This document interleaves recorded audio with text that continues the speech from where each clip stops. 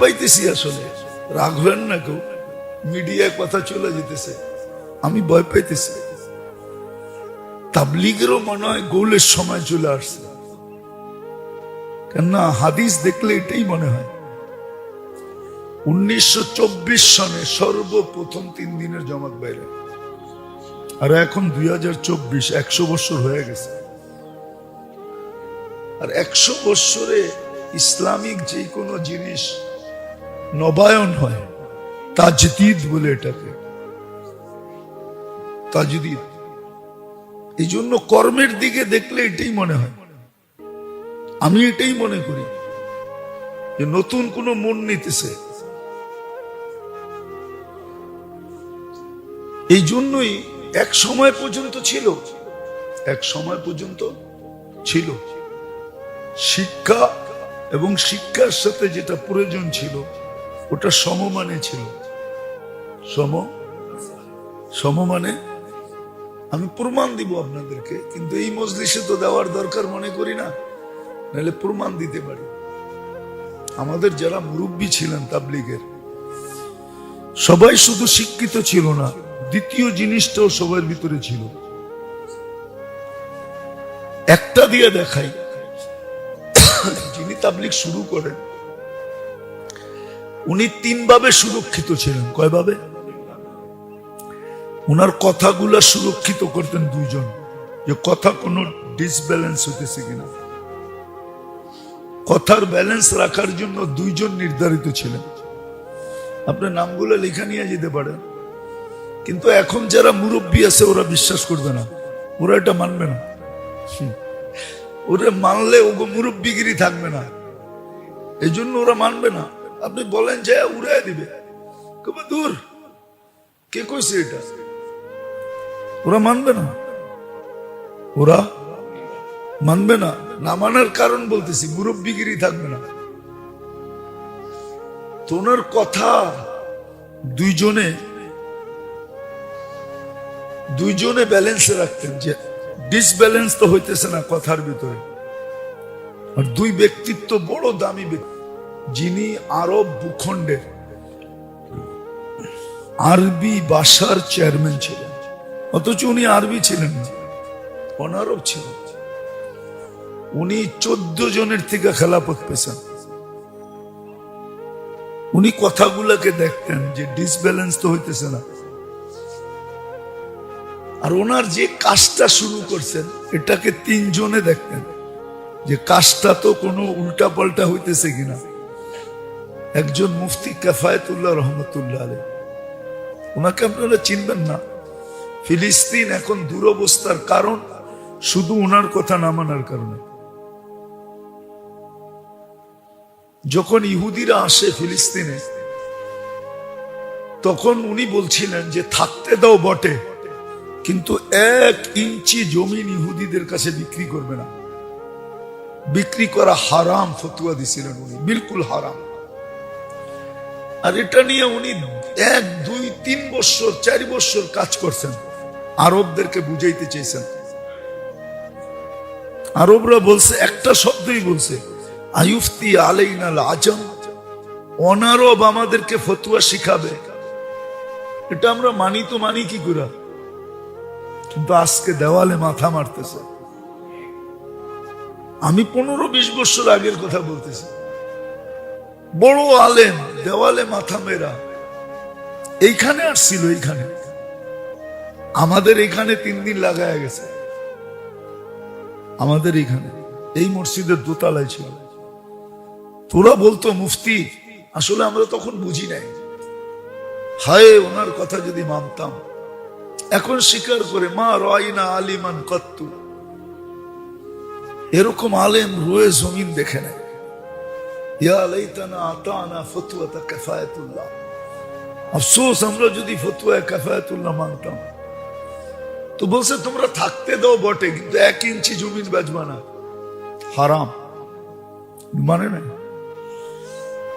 তো ইলিয়াস রহমতুল্লাহ আলাইহির কাজকে দেখার জন্য প্রথম যেই ব্যক্তি ছিলেন উনি হলেন মুফতি কিফায়াতুল্লাহ সাহেব রহমতুল্লাহ আলাইহি। দ্বিতীয় হলেন সুলাইমান নদভী রহমতুল্লাহ আলাইহি।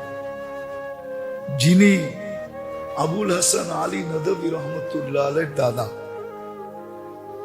নদওয়াতুল উলামা যিনি বানাইছেন। তৃতীয় ব্যক্তি ছিলেন হুসাইন আহমদ মদনী রহমতুল্লাহ আলাইহি।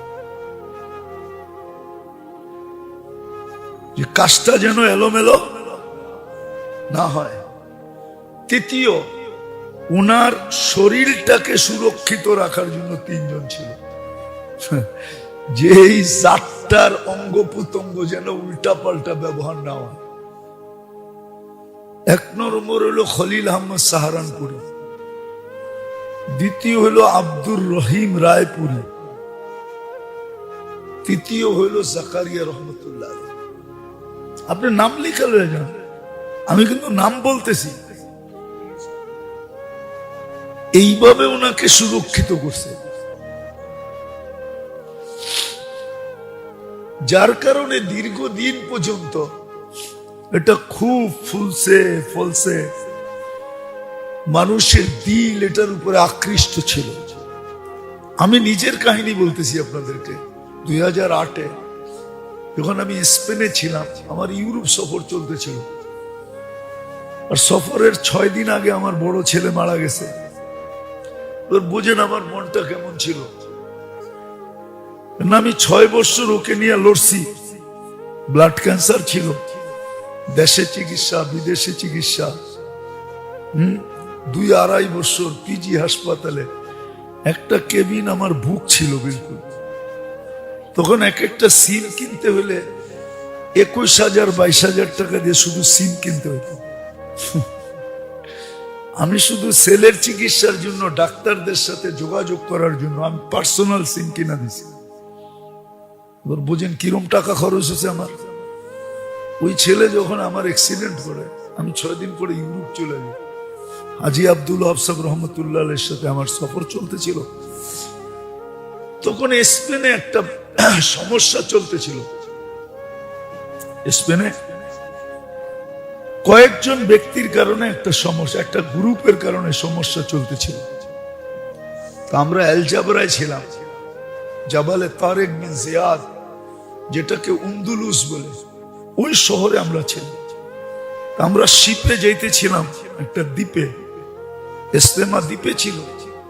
তো দ্বীপ থেকে যখন আমরা ফিরতেছিলাম, নামার পরে পুলিশ আমাদেরকে ঘেরাও করলো, পাসপোর্ট গুলা নিয়ে গেল, এক জায়গায় আমাদেরকে বসায় দিল। আমরা আর কার দিকে তাকানো, আমগো তো আছেই একজন, আর তো কেউ নাই। আমরা যার যার কাজে লেগে গেলাম, তসবিহ, তেলাওয়াত, নামাজ। আধা ঘন্টা হবে না যে সবচেয়ে বড় অফিসার ইমিগ্রেশন সে আসলো, এতগুলা পাসপোর্ট নিয়ে আসলো। আমরা 3 দেশের জামাত ছিলাম, বাংলাদেশ, ইন্ডিয়া, পাকিস্তান। 2-3টা পাসপোর্টের পরেই আমার পাসপোর্টটা ছিল। আমি যখন পাসপোর্টটা নিতে ডাকলো আমাকে, গেলাম। ওই অফিসার হাসতেছে আর বলতেছে যে you are messenger of God, তোমরা তো আল্লাহর রসুল। আসলে তো আমরা আল্লাহর রসুল না, ঠিক না? কিন্তু ও তো এই শব্দই বোঝে, আর কোন শব্দ তো বোঝে না। তো ও বলতেছে you are messenger of God, তুই তো আল্লাহর মেসেঞ্জার, তোর পাসপোর্ট রাখে কে? একটা বিজাতির দিলের ভিতরে আমাদের জায়গা কতটুকু ছিল। কেননা আমার সমস্ত সফর দুনিয়া, কসম খোদার, আজ পর্যন্ত আমি দুনিয়ার নিসবতে কোনো সফর করি নাই। এটা আমি চ্যালেঞ্জ দিয়ে বলতে পারবো। দুনিয়ার কোন জায়গা আজ পর্যন্ত তাবলিগে যায়, দর্শনমূলক জায়গা, শুধু সাহাবাদের আল্লাহ ওয়ালাদের জায়গা ছাড়া দুনিয়ার কোন জায়গা আমি চোখে দেখি নাই। আমি আমেরিকা বহুতবার গেছি, আমাকে নায়াগ্রা কেউ দেখাইতে পারে নাই। আমি বলছি আমি নায়াগ্রা দেখতে আসি নাই, অথচ সারা দুনিয়া আমেরিকা যাই নায়াগ্রা দেখতে, ঠিক না? অস্ট্রেলিয়া যাই মানুষ কি দেখতে, হ্যাঁ কি দূর মিয়া, কি জানি একটা শব্দ আছে না, অপেরা হাউস দেখতে। কিন্তু আমি অপেরা হাউসের থেকে 10 কদম দূরে ঘুমাইছি। আমার সাথীরা দেখতে পেয়েছে। আমি বলছি না, আমি অপেরা হাউস দেখতে আসি না, আমি তো দিনের কাজে আসছি। আজ পর্যন্ত আমি অপেরা দেখি না।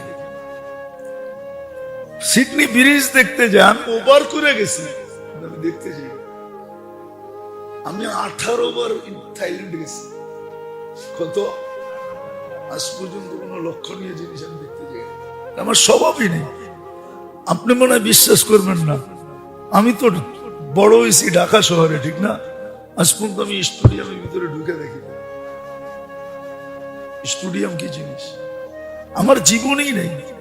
আপনি বলবেন বুজুর্গি না, বুজুর্গি না, স্বভাব নাই। দুনিয়া তো কম দেখলাম না। হ্যাঁ, নাম বলবো না। টোকিওতে একটা জায়গা আছে যেটা সমুদ্রের নিচ দিয়া রাস্তা নিয়ে সমুদ্রের ভিতরে উঠেছে। গাড়িটা সমুদ্রের ভিতরে উঠে, তারপরে ওইখানে একটা টাওয়ার আছে। ওই টাওয়ারে উঠলে পুরা টোকিও দেখা যায়। আমি তোমার আমির।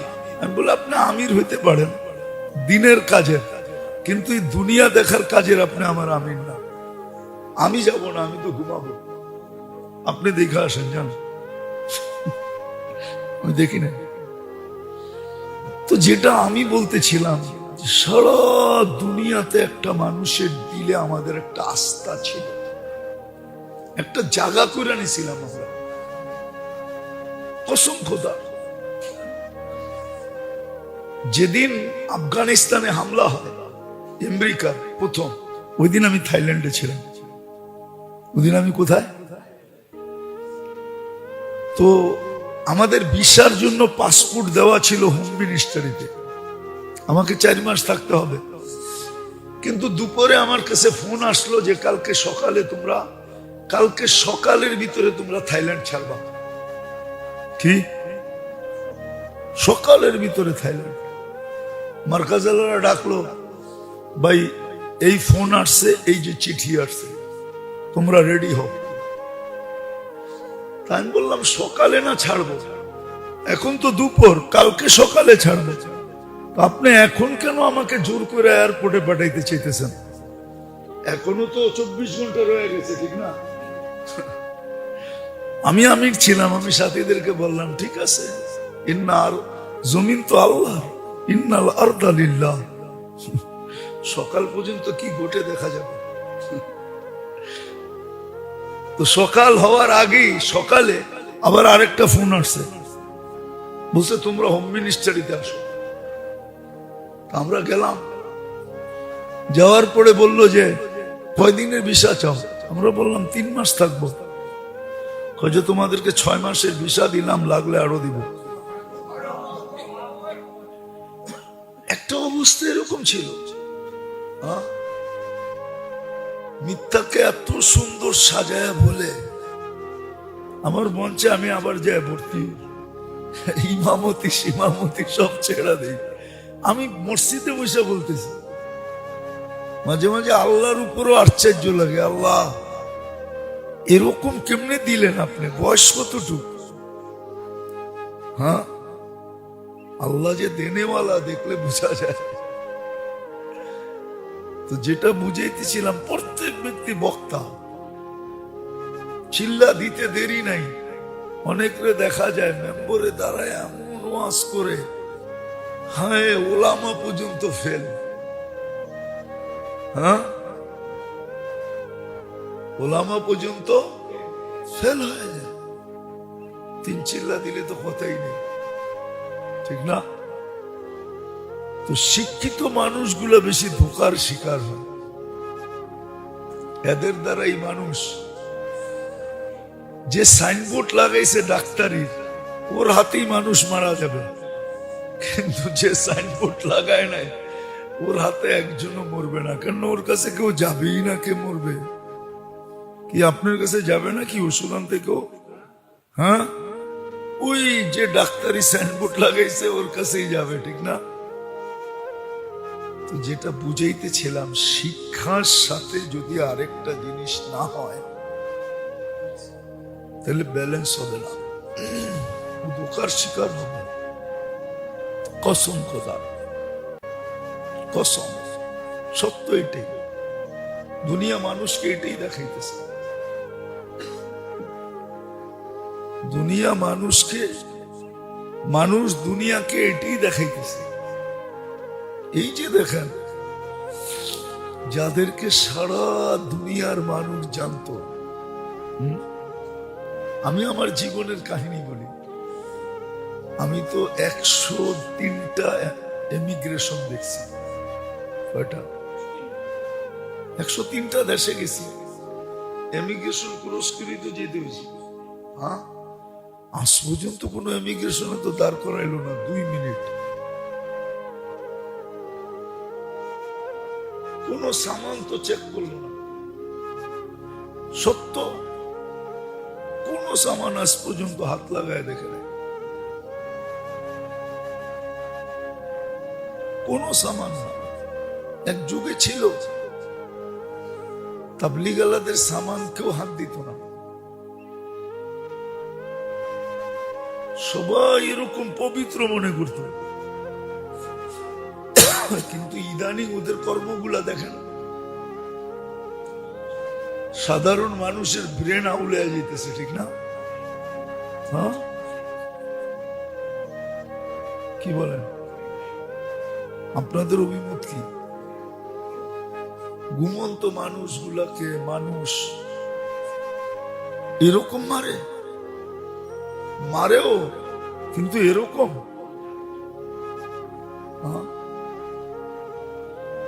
আচ্ছা, এরাই আমাকে বলুক, এরা যদি কোনো মসজিদে দাঁড়ায় বলে আমরা দিন শিখতে আইছি বা শিখাইতে আইছি, আমি তো চিন্তা করতেছি মানুষ 2 দিন পরে করে জুতা মারে কিনা।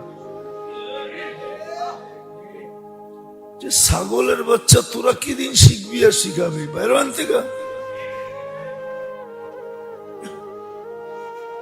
তবু তো কর্মে বলে না যে তোরা মানুষকে শিখাবি কিছু, শিখবি কিছু।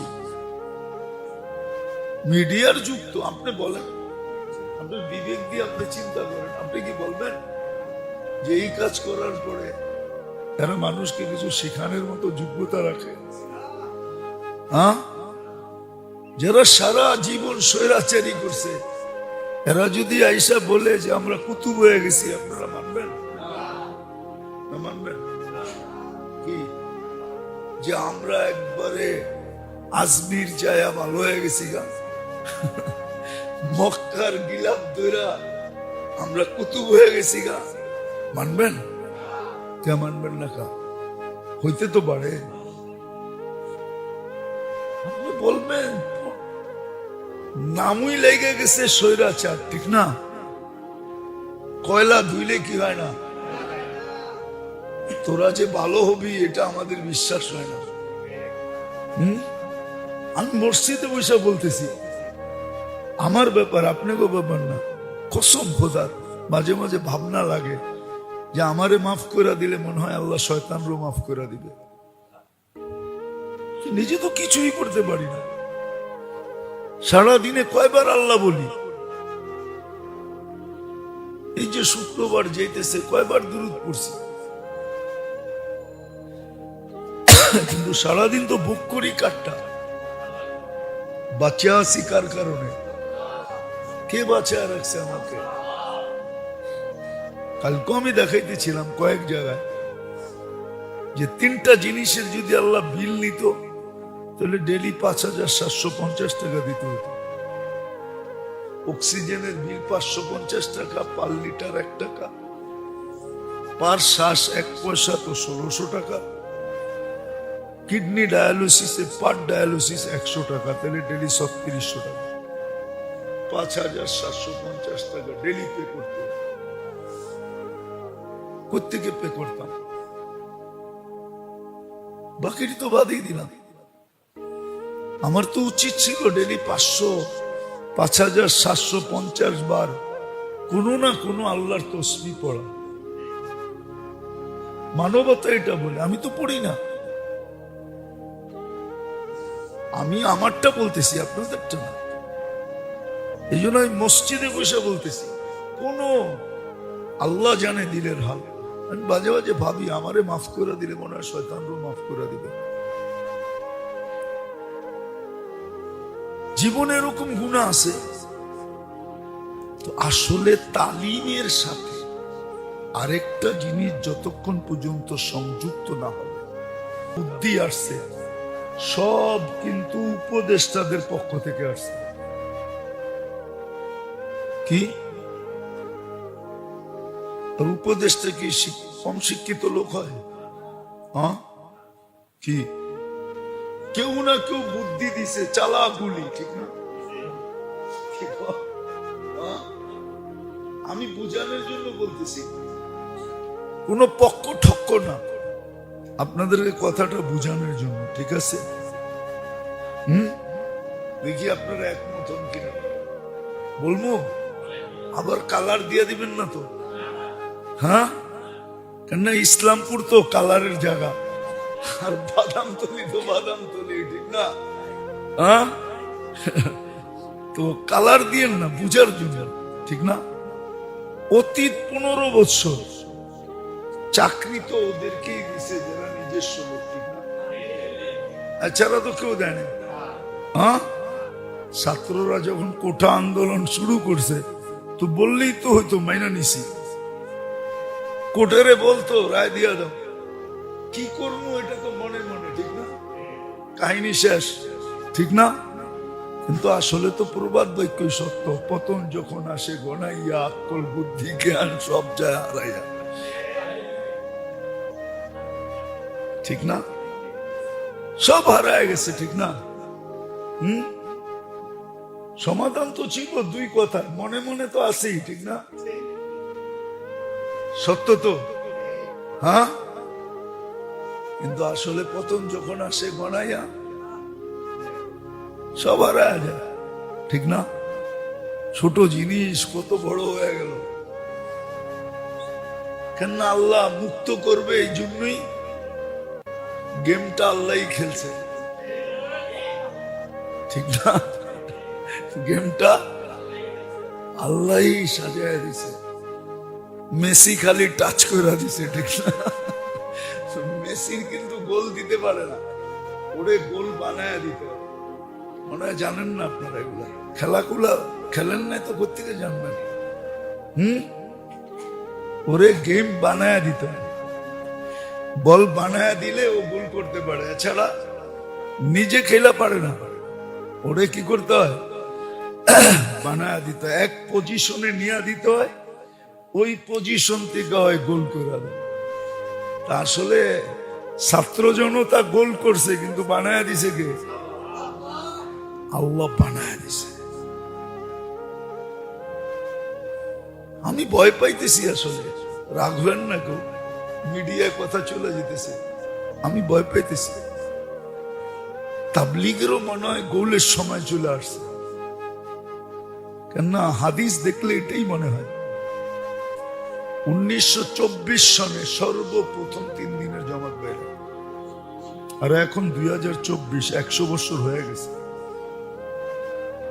আর 100 বছরে ইসলামিক যে কোনো জিনিস নবায়ন হয়, তাজদীদ বলে এটাকে, তাজদীদ। এই জন্য কর্মের দিকে দেখলে এটাই মনে হয়, আমি এটাই মনে করি যে নতুন কোন মন নিতেছে। এই জন্যই এক সময় পর্যন্ত ছিল শিক্ষা, এবং শিক্ষার সাথে যেটা প্রয়োজন ছিল ওটা সমমানে ছিল। সমমানে আমি প্রমাণ দিব আপনাদেরকে, কিন্তু এই মজলিসে তো দেওয়ার দরকার মনে করি না, নাহলে প্রমাণ দিতে পারি। আমাদের যারা মুরব্বী ছিলেন তাবলীগের, সবাই শুধু শিক্ষিত ছিল না, দ্বিতীয় জিনিসটাও সবার ভিতরে ছিল। একটা দিয়ে দেখাই, যিনি তাবলীগ শুরু করেন উনি 3 ভাবে সুরক্ষিত ছিলেন। কয় ভাবে? উনার কথাগুলা সুরক্ষিত করতেন 2 জন, যে কথা কোনো ডিসব্যালেন্স হতেছে কিনা। কথার ব্যালেন্স রাখার জন্য 2 জন নির্ধারিত ছিলেন।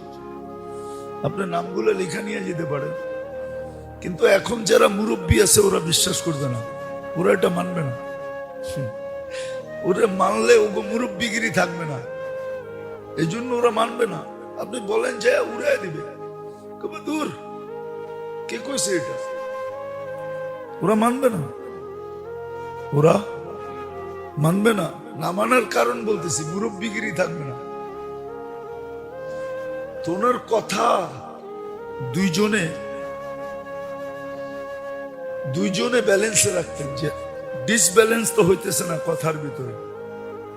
আর দুই ব্যক্তিত্ব, বড় দামি ব্যক্তিত্ব, একজন মনজুর আহমদ নোমানি রহমতুল্লাহ আলী, একটা হলো আবুল হাসান আলী নদভী রহমতুল্লাহ। আবুল হাসান আলী নদভী উনি ছিলেন যিনি আরব ভূখণ্ডের আরবি ভাষার চেয়ারম্যান ছিলেন, অথচ উনি আরবি ছিলেন না, অনারব ছিলেন। উনি 14 জনের থেকে খেলাফত পেয়েছেন। উনি কথাগুলোকে দেখতেন যে ডিসব্যালেন্স তো হইতেছে না। আর ওনার যে কাজটা শুরু করছেন, এটাকে 3 জনে দেখতেন যে কাজটা তো কোনো উল্টা পাল্টা হইতেছে কিনা।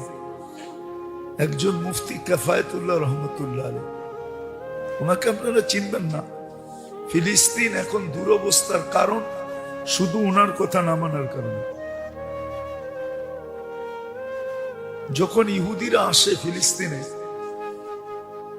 তখন উনি বলছিলেন যে থাকতে দাও বটে, কিন্তু 1 ইঞ্চি জমিন ইহুদিদের কাছে বিক্রি করবে না।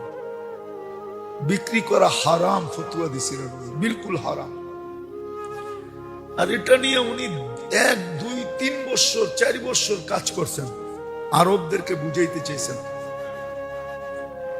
আরবরা বলছে, একটা শব্দই বলছে, আয়ুফতি আলাইনাল আজম, অনারব আমাদেরকে ফতোয়া শিখাবে। এটা আমরা মানি তো মানি কি করে, কিন্তু আজকে দেওয়ালে মাথা মারতেছে। আমি 15-20 বছর আগের কথা বলতেছি। বড় আলেম দেওয়ালে মাথা মেরা এইখানে আসছিল, এইখানে আমাদের এখানে 3 দিন লাগায় গেছে। আমাদের এখানে এই মসজিদের দোতলায় ছিল। তোরা বলতো মুফতি, আসলে আমরা তখন বুঝি নাই। হায় ওনার কথা যদি মানতাম। এখন স্বীকার করে, মা রাইনা আলিমান কত্তু, এরকম আলেম রয়ে জমিন দেখে নেয়। ইয়া লাইতানা আতানা ফতওয়াতা কিফায়াতুল্লাহ, আফসোস আমরা যদি ফতোয়া কিফায়াতুল্লাহ মানতাম। তো বলছে তোমরা থাকতে দাও বটে, কিন্তু 1 ইঞ্চি জমি বেচবা না, হারাম। মানে না। তো ইলিয়াস রহমতুল্লাহ আলাইহির কাজকে দেখার জন্য প্রথম যেই ব্যক্তি ছিলেন, উনি হলেন মুফতি কিফায়াতুল্লাহ সাহেব রহমতুল্লাহ আলাইহি। দ্বিতীয় হলেন সুলাইমান নদভী রহমতুল্লাহ আলাইহি, যিনি আবুল হাসান আলী নদভী রহমতুল্লাহ আলাইহির দাদা। নদওয়াতুল উলামা যিনি বানাইছেন। তৃতীয় ব্যক্তি ছিলেন হুসাইন আহমদ মদনী রহমতুল্লাহ আলাইহি। যে কাজটা যেন এলোমেলো না হয়। তৃতীয়, উনার শরীরটাকে সুরক্ষিত রাখার জন্য 3 জন ছিল, যে এই 4টার অঙ্গ প্রত্যঙ্গ যেন উল্টা পাল্টা ব্যবহার না হয়। 1 নম্বর হলো খলিল আহমদ সাহারানপুরি, দ্বিতীয় হলো আব্দুর রহিম রায়পুরি, তৃতীয় হলো জাকারিয়া রহমতুল্লাহ। আপনি নাম লিখে লয়ে যান, আমি কিন্তু নাম বলতেছি। এইভাবে ওনাকে সুরক্ষিত করছে, যার কারণে দীর্ঘদিন পর্যন্ত এটা খুব ফুলছে ফলছে, মানুষের দিল এটার উপরে আকৃষ্ট ছিল। আমি নিজের কাহিনী বলতেছি আপনাদেরকে। 2008-এ যখন আমি স্পেনে ছিলাম, আমার ইউরোপ সফর চলতেছিল। আর সফরের 6 দিন আগে আমার বড় ছেলে মারা গেছে। বুঝেন আমার মনটা কেমন ছিল। আমি 6 বছর ওকে নিয়ে লড়ছি। ব্লাড ক্যান্সার ছিল, দেশে চিকিৎসা বিদেশে চিকিৎসা, 2-2.5 বছর পিজি হাসপাতালে, একটা কেবিন আমার বুক ছিল বিলকুল। তখন এক একটা সিম কিনতে হলে 21,000 22,000 টাকা দিয়ে শুধু সিম কিনতে হতো। আমি শুধু সেলের চিকিৎসার জন্য ডাক্তারদের সাথে যোগাযোগ করার জন্য আমি পার্সোনাল সিম কিনা দিছি। বুঝেন কিরম টাকা খরচ হচ্ছে আমার। ওই ছেলে যখন আমার অ্যাক্সিডেন্ট করে আমি 6 দিন পরে ইউরোপ চলে যাই। হাজি আব্দুল আফসাব রহমতুল্লাহ এর সাথে আমার সফর চলতেছিল। তখন স্পেনে একটা সমস্যা চলতেছিল। স্পেনে কয়েকজন ব্যক্তির কারণে একটা সমস্যা, একটা গ্রুপের কারণে সমস্যা চলতেছিল। আমরা এল জাবরায় ছিলাম, জাবালে তারেক বিন জিয়াদ, যেটাকে উন্দুলুস বলে, ওই শহরে আমরা ছিলাম।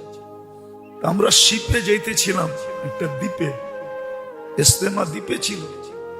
তো দ্বীপ থেকে যখন আমরা ফিরতেছিলাম, নামার পরে পুলিশ আমাদেরকে ঘেরাও করলো, পাসপোর্ট গুলা নিয়ে গেল, এক জায়গায় আমাদেরকে বসায় দিল। আমরা আর কার দিকে তাকানো, আমগো তো আসেই একজন, আর তো কেউ নাই। আমরা যার যার কাজে লেগে গেলাম, তাসবিহ, তেলাওয়াত, নামাজ। আধা ঘন্টা হবে না যে সবচেয়ে বড় অফিসার ইমিগ্রেশন সে আসলো, এতগুলা পাসপোর্ট নিয়ে আসলো। আমরা 3 দেশের জামাত ছিলাম, বাংলাদেশ, ইন্ডিয়া, পাকিস্তান। 2-3টা পাসপোর্টের পরেই আমার পাসপোর্টটা ছিল। আমি যখন পাসপোর্টটা নিতে ডাকলো আমাকে, গেলাম। ওই অফিসার হাসতেছে আর বলতেছে যে you are messenger of God, তোমরা তো আল্লাহর রসুল। আসলে তো আমরা আল্লাহর রসুল না, ঠিক না? কিন্তু ও তো এই শব্দই বোঝে, আর কোন শব্দ তো বোঝে না। তো ও বলতেছে you are messenger of God, তুই তো আল্লাহর মেসেঞ্জার, তোর পাসপোর্ট রাখে কে? একটা বিজাতির দিলের ভিতরে আমাদের জায়গা কতটুকু ছিল। কেননা আমার সমস্ত সফর দুনিয়া, কসম খোদার, আজ পর্যন্ত আমি দুনিয়ার নিসবতে কোনো সফর করি নাই। এটা আমি চ্যালেঞ্জ দিয়ে বলতে পারবো। দুনিয়ার কোন জায়গা আজ পর্যন্ত তাবলিগে যায়, দর্শনমূলক জায়গা, শুধু সাহাবাদের আল্লাহওয়ালাদের জায়গা ছাড়া দুনিয়ার কোন জায়গা আমি চোখে দেখি নাই। আমি আমেরিকা বহুতবার গেছি, আমাকে নায়াগ্রা কেউ দেখাইতে পারে না। আমি বলছি আমি নায়াগ্রা দেখতে আসি না, অথচ সারা দুনিয়া আমেরিকা যাই নায়াগ্রা দেখতে, ঠিক না? অস্ট্রেলিয়া যাই মানুষ কি দেখতে, হ্যাঁ কি দুর্মিয়া কি জানি একটা শব্দ আছে না, অপেরা হাউস দেখতে। কিন্তু আমি অপেরা হাউসের থেকে 10 কদম দূরে ঘুমাইছি।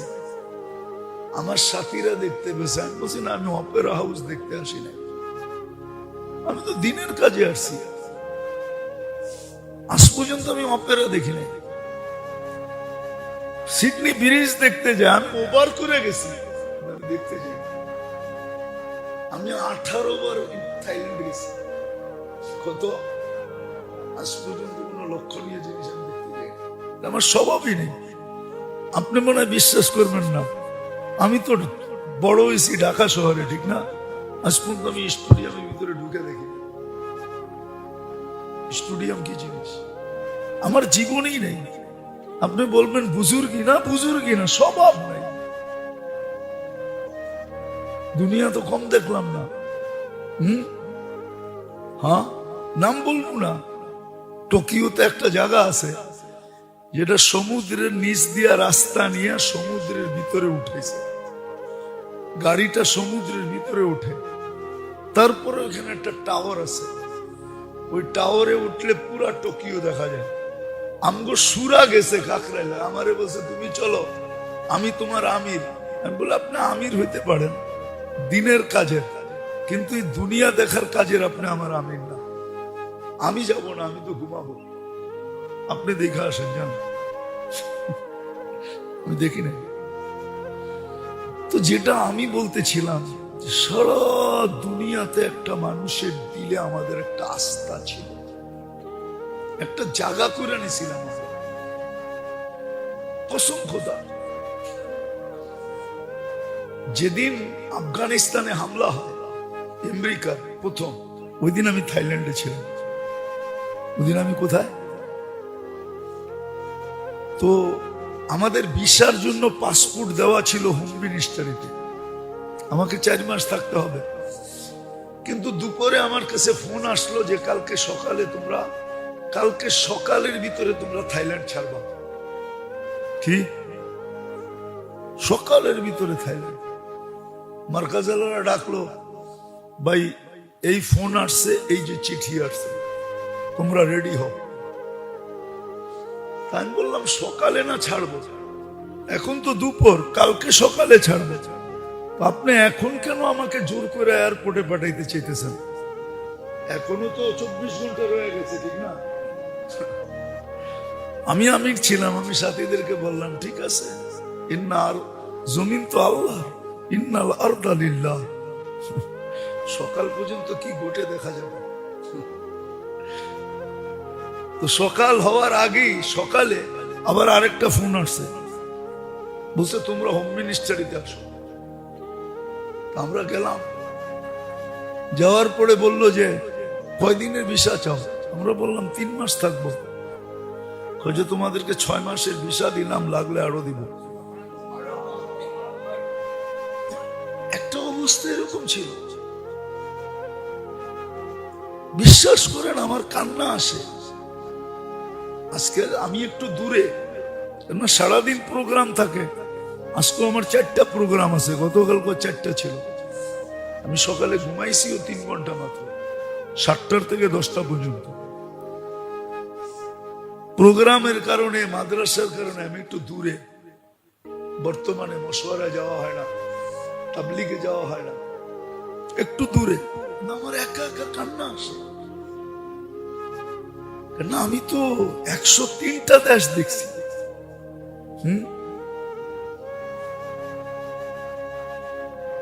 কিন্তু আমার কান্না আসে এখন একা একা, কাউকে বলতে পারি না।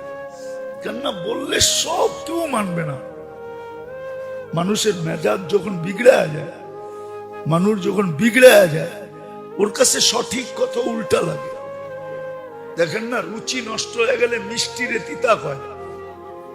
যখন জ্বর হয় প্রচন্ড, মিষ্টি দিলে কি কয়? দূর সরাও, ঠিক না? এখন এদের রুচি নষ্ট হয়ে গেছে, আমার ভালো কথা ভালো লাগবে না। আমি একা একা কাঁদি, যে কি সম্মান চোখে দেখছি। আপনি বিশ্বাস করেন, আজ থেকে অনেক দিন আগের কথা, অনেক দিন আগের কথা, আমি নিজে চোখে দেখছি ফুল মিনিস্টার, 1 জন না, 2 জন না, 3 জন না, 6 জন মিনিস্টার জুতা নিয়ে কারাকারি করতেছে। আমার এই চোখে দেখা বলতেছে, কে জুতা নিবে?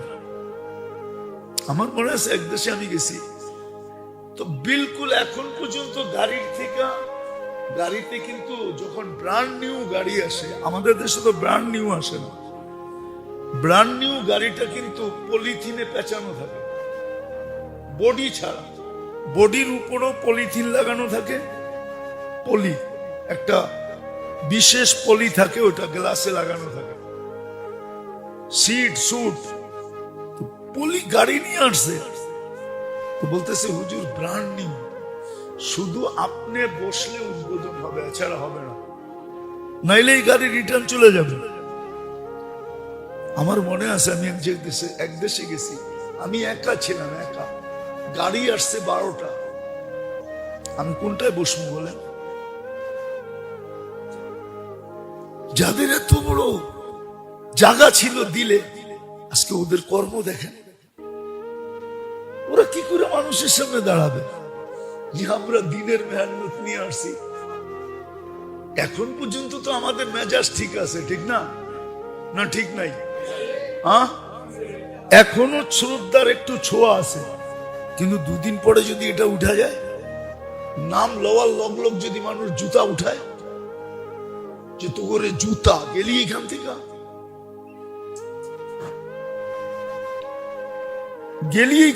তো করে জুতা, আমরা তো তোদেরকে চুলা জড়াইতে দিই নাই, আমরা তো বিদেশে কোনো বিছনা নিয়ে যাই না, যাই নাই কোনোদিন বিছনা নিয়ে। কেননা এত বিছনা থাকতে আমি বিছনা নিয়ে যাবো কেন? হ্যাঁ, 50টা বিছনা তো আমার জন্য অপেক্ষা করতেছে, বিছনা কেন নিব? কিন্তু এখন যদি মানুষ জুতা দেখায়, আল্লাহ তো দিল পাল্টায় দিলেও পারে, ঠিক না? আমি কোন গ্রুপ হিসাবে বলতেছি না, দুনো গ্রুপকে বলতেছি। কি এই যে গ্রুপ হয়ে গেছে, আমি দুনো গ্রুপকে বলতেছি। যদি 2 দিন পরে জুতা দেখায় মানুষ, গেলি এখান থেকে কি করবেন? ভাবেন না একটু? আর এটা হয়েছে কেন জানেন? ওই যে বললাম না, শুধু শিক্ষা, শুধু এটার সাথে আরেকটা জিনিস যোগ হয় না। শুধু শিক্ষার কারণে আল্লাহ রসুলের হাদিস সত্য। ইউদফান উমরিকা সায়াতি আলাইকা সামান কাসীরুন খুতাবাউহু। প্রত্যেক ব্যক্তি বক্তা হবে, প্রত্যেক ব্যক্তি। আরেকটা কথা বলি, মনে উঠলো দিকে বলতেছি। আবার কেউ হয়তো এটা বিরূপ ভাবও নিতে পারে, ভয়ও পাইতেছি আবার। অতীত 15 বছরে দেখতাম ওয়াজে গেলে কিছু লোকের ওয়াজ সারা আমাদের ওয়াজ শুরু হতো না। কিছু লোকের এরা এমন এমন ওয়াজ করতো, মনে হয় যে আমরা ওনাদের কাছে ভর্তি হইলে ভালো হয়। ইদানিকও দেখতেছি এই এরকমই কিছু লোক প্রথমে এসে ওয়াজ করে, ওয়াজ যদি না দেওয়া হয় লাগে বক্তার লোগো লাগে, মাদ্রাসা লোগো লাগে। আসলে এগুলা কেন জানেন? ওই যে বলে শিক্ষা আছে কিন্তু সাথে আরেকটা জিনিস অ্যাড নাই, আরেকটা জিনিস অ্যাড নাই। আগে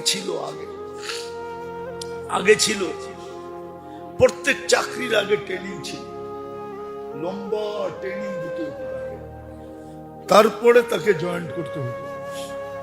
ডাইরেক্ট জয়েন্ট করতে দিত না, আগে ছিল। কেননা বয়স তো আমাদের কম হয় নাই, কিছু কথা মনে তো এখনো আছে, ছোটবেলাও দেখতাম। লম্বা কি দিতে হতো? ট্রেনিং দিতে হতো। মনে আছে এক দেশে আমি গেছি, তো বিলকুল এখন পর্যন্ত গাড়িতে কিন্তু যখন ব্র্যান্ড নিউ গাড়ি আসে, আমাদের দেশে তো ব্র্যান্ড নিউ আসে না, ব্র্যান্ড নিউ গাড়িটা কিন্তু পলিথিনে পেঁচানো থাকে, বডি ছাড়া। বডির উপরও পলিথিন লাগানো থাকে, পলি একটা বিশেষ পলি থাকে, ওটা গ্লাসে লাগানো থাকে, সিট সুট।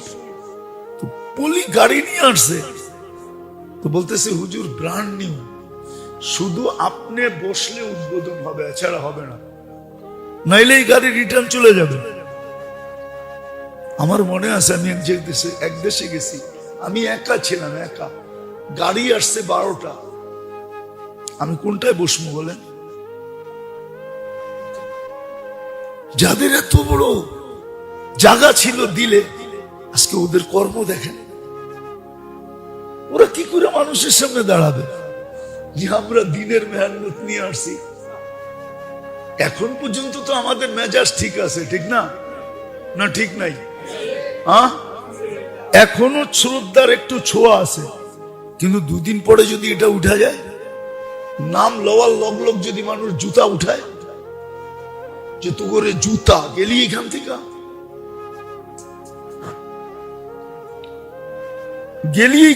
তো করে জুতা। আমরা তো তোদেরকে চুলা জড়াইতে দিই না, আমরা তো বিদেশে কোনো বিছনা নিয়ে যাই না, যাই নাই কোনোদিন বিছনা নিয়ে। কেননা এত বিছনা থাকতে আমি বিছনা নিয়ে যাবো কেন? 50টা বিছনা তো আমার জন্য অপেক্ষা করতেছে, বিছনা কেন নিব? কিন্তু এখন যদি মানুষ জুতা দেখায়, আল্লাহ তো দিল পাল্টায় দিলেও পারে, ঠিক না? আমি কোন গ্রুপ হিসাবে বলতেছি না, দুনো গ্রুপকে বলতেছি। কি এই যে গ্রুপ হয়ে গেছে, আমি দুনো গ্রুপকে বলতেছি, যদি দুদিন পরে জুতা দেখায় মানুষ, গেলি এখান থেকে কি করবেন? পাবেন না একটু?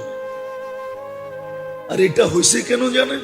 ওই যে বললাম না, শুধু শিক্ষা, শুধু এটার সাথে আরেকটা জিনিস যোগ হয় না।